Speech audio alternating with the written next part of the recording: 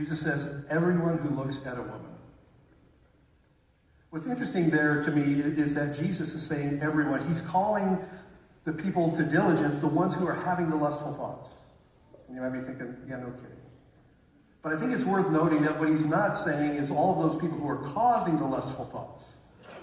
Jesus' attention is squarely on the people who are struggling with the lustful thoughts. And that was important because in this day, rabbinic tradition would have been that women should cover themselves completely so that there was no way that even by accident they would cause a lustful thought in someone else. In other words, the onus was put on the woman, the object, rather than on the person having the thoughts. And look, there's no question that we should be careful how we dress, careful how we represent ourselves. In fact, in 1 Timothy, it says, women should adorn themselves in respectable apparel with modesty and self-control. But again, I think we do a disservice to the text when we say it's her fault.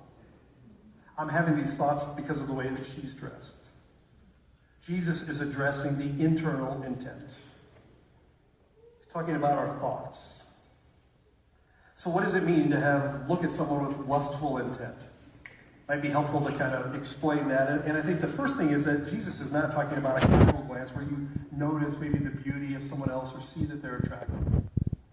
And Jesus is not talking about, let's think about like people in our medical fields who, as a part of their jobs, are going to have to look at naked bodies.